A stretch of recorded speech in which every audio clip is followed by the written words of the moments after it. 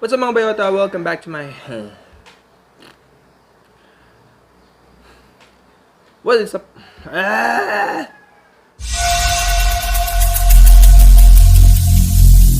Every single day, I'm gonna make something great.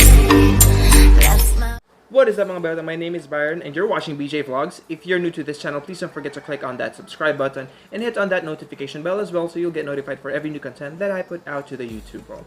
Anyway, so nabasa niyo naman, alam niyo na kung para saan tong video na to. This is going to be a short, not so short review about a series that I just recently watched. Actually, I was not aware of this series until I saw a suggested video sa channel ko sa YouTube.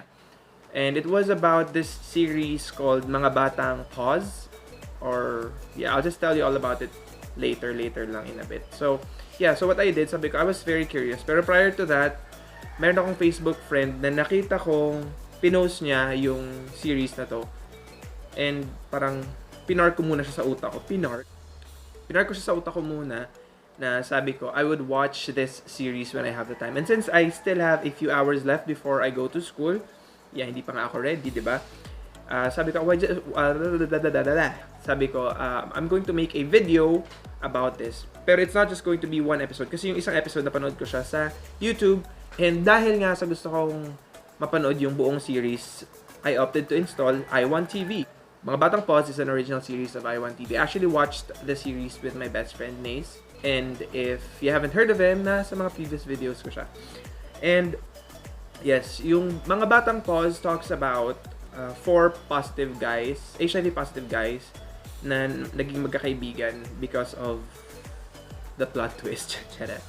It's because of one of the guys na gumawa ng group chat sa Enzo. I'm not gonna give out major spoilers, guys, kasi syempre, sa mga gusto manood ng series, I'll just put the link down below sa description box para mapanood nyo rin siya. Kung gusto nyo, you can install the i1TV app para mapanood nyo rin siya sa i1TV if you want. And it's free, so why not? Anywho, yung story revolves around positive guys. Si Enzo, si Luis, si Chuchay, and si Gab/Kenneth. Malaman nyo kung bakit may slash, pero I will not divulge any information. Basta maganda siya. So, it talks about these four guys. Actually, yung ibang artista dito, I haven't heard of them, or I haven't seen them anywhere. The guy who portrayed Luis and Enzo, hindi ko sila kilala. Kilala ko yung Gab, kilala ko yung character ni Gab, I mean in real life, not personally. Mark Newman, and si Chuchay is portrayed by Aura Bigela. And in fairness, sobrang naging fan ako ni Aura. I was not a big fan of hers before the series. I don't know why. Tapos yun, nung napanood ko yung series, sabi ko, this kid got some talent. Tapos they went on a road trip, going somewhere, and they encountered problems along the way. Actually, it was not about the problems that they encountered while going to that place. The series was about the personal experiences ng apat na yun. There are, I think, 6 episodes if I'm not mistaken. Yes, 6 episodes. Si Mommy. Meron siyang 6 episodes and per episode, it tackles the personal problem that one of them encountered sa pagiging positive nila or how they acquired the virus, ganun. Ang maganda pa kasi, there is character development. Each and every one of them gets their own character development.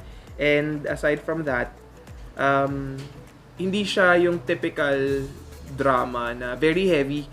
May mga times na heavy yung scenes, heavy yung emotions na mafe-feel. But since they're teenagers, they were portrayed by teenagers here, it was kind of light to the feeling lang. Hindi siya yung intense na may sampalan. Though meron ding umbagan every now and then, pero hindi siya yung tipong kadenang ginto level of sampalan and scenes. I think everyone would relate to a certain character sa series na to. I'm not saying na everyone is positive or lahat lang na positive na tao makaka-relate. I'm not positive, pero nakaka-relate ako doon sa mga pinagdadaanan ng ibang characters dito sa series.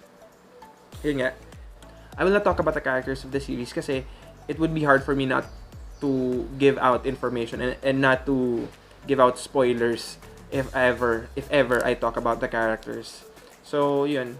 Let's go to what I like and what I didn't like na lang. what I liked about the series is, yun nga, it's about LGBTQ+, and I hope that you're aware of it na part ako ng LGBTQ+. What I liked about this series in particular is because it talks about an issue na sobrang kailangan pag-usapan, but there are times na people don't talk about it kasi, you know, the stigma and stuff. So yun, aside from that, yun nga, sabi ko nga, maganda yung character development, maganda yung plot twists, especially I have an episode na sobrang gustong-gusto ko yung plot twist nila. I will not talk about it, don't worry, I will not give out spoilers, sabi ko nga kanina. And ano pa bang gusto ko? Another thing that I liked about this series, kasi may mga sex scenes siya.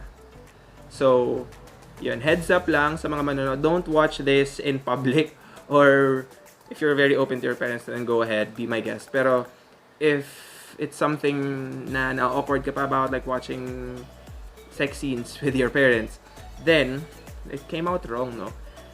I think you should watch this in private, in the privacy of your own room, in the comfort of your own room, para iwas awkwardness. And syempre, kung meron akong mga nagustuhan, meron din naman akong hindi nagustuhan sa series ito. And one of those things na hindi ko nagustuhan is the way they were acting. May mga times na, especially may isang character na hindi ko masyadong nagustuhan yung acting niya. But, okay lang. It's not something na major issue para ayawan ko yung series. Yun nga, may mga parts na overacting, may mga parts na yung delivery ng lines, expert! May mga times na yung pag-deliver ng lines is kinda over the top. So, I was like, okay. Yun lang naman. Those are the things na hindi ko lang nagustuhan. My best friend on the other hand, hindi niya gusto yung CGI na ginamit dito. Malalaman nyo na lang pag pinanood nyo yung series. Curious na kayo, no? Kung kumusta naman yung series. Kung ano yung CGI na pinagsasabi ko dito. And while watching the series, na-realize ko how important it is to get tested. Kasi nga, utang mo na rin yan sa mga makakasalamuha mo. Salamuha, diba? Sa mga makakasalamuha mo in the future, knowing your status, it's really important kasi you can never tell. So, always use protection whenever you're having the fun stuff. Whenever you're doing the fun stuff. So, na-recall ko lang yung time din na nagpa-test ako. I was very afraid. Hindi ko alam kung ano maging reaction ko. Sabi ko, how does this go? Malalaman ba ng maraming tao na nagpa-test ako? Is it being announced to the public? Tatawagin ba yung pangalan ko pag pumunta ako sa isang health center? Ganun. And good thing na meron kaming friend na parang nagpa-schedule kami sa kanya to get tested. Ang maganda doon, kasi at the comfort of our house lang, of our apartment actually, sa Naga. And we get tested, kami ng boyfriend ko, we get tested every 6 months. Wala lang, just for the fun of it. Just for the fun of it. No, para lang alam namin, 'di ba? Kasi nga sabi ko nga, mas lamang ang nakakaalam. Lamang ang may alam. So, heads up lang, pag nagpa-test kasi kayo, 'di ba? Tuturukan kayo, ganun. Tapos for as short as 20 minutes, may result ka na. And I remember, while I was waiting for the result, sobrang kabado ako. What if I turn out to be positive? And sobrang natakot ako doon. Though at the back of my mind, alam ko naman na negative ako. Alam mo lang yung waiting ka for the result. And it was very, very scary. It's actually one of the scariest things that I've ever experienced in my life. It's scary at first, okay? Baka matakot na kayo magpa-test. It's scary at first. Once you get to know the result, you would let out a sigh of relief. Kasi yun yung naramdaman ko na parang, okay, sabi ko na nga ba negative ako and stuff like that. And kung mag-show up naman na positive, at least alam mo yung meron kasi silang may nagka-conduct din sila ng parang training or parang seminar or one-on-one on how you should address the disease, the illness, what are the things that you should and shouldn't do, and yung mga gamot na kailangan mong i-take. Kasi ang pangit dito, laging nako-connect sa pagiging bading yung HIV or yung AIDS.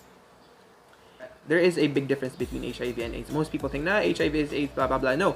Yung full-blown AIDS, parang siya yung end point ng HIV. So you have, if ever you're HIV positive, what you do is you have to take extra precaution. You have to take extra care of yourself. Kasi I know of people na pause sila and they get to live a long, happy life. It's just that extra precaution lang. Having HIV is not something na ikakamatay mo na parang death sentence. It's not a death sentence. It's just a challenge, a hurdle. Hurdle, diba? Brainy. So anyway, yun nga na nagpa-test kami ni boyfriend, pares kami ng boyfriend ko. na negative. And sobrang strict nila na kahit mag-boyfriend kami, we've been, nung time na first kami nagpa-test, I think 7 years pa lang kami noon. Though 7 years na kami that time, matagal. 7 years is a long time, di ba? Hindi pa rin sa akin pinakita yung test results ni Babe. And yung test results ko, hindi rin naman pwedeng makita ni Babe. So, ang ginawa nila, we were called na paisa-isa, tapos titignan, papakita siya yung result. Kung isang linya, negative, kung dalawang linya, positive. And parang pag nag-positive ka, yan, bibigyan ka nga nila ng free seminar and stuff like that. And I think libre yung gamot sa health center, yung binibigay nilang gamot for that. And yun, sobrang life-changing experience yung nagpa-test kami. So yun nga, after that, na nag-promise kami sa isa't isa ni Babe na we would get tested at least every 6 months para at least alam namin yung status namin. And, di ba, para safe lang. Para wala rin kaming maaapakang tao pagdating ng panahon, if ever, hindi, knock on wood. With that said, I think this would be the first video of a series of videos that I would actually do, and it would talk about the series that I watch. I would do it twice a month kasi there are a few of my friends who are very curious din kung anong pinapanood ko raw na series, what do I enjoy watching. So, sabi ko, why not make a video out of that? And it would be in a form of a review of the series, an episode review, stuff like that. And of course, syempre ilagay ko rin yung mga yung link sa description box para mapapanood nyo rin if ever you're interested in the series that I watch. Anywho, this has been Byron, and again, don't forget to click subscribe, hit on that notification bell, and give me a thumbs up while you're at it. And if you have any ideas on what I should do next, please leave a comment down below. And I hope you guys had fun just as much as I had fun shooting this video. Bye! The rainbow sheep of the family?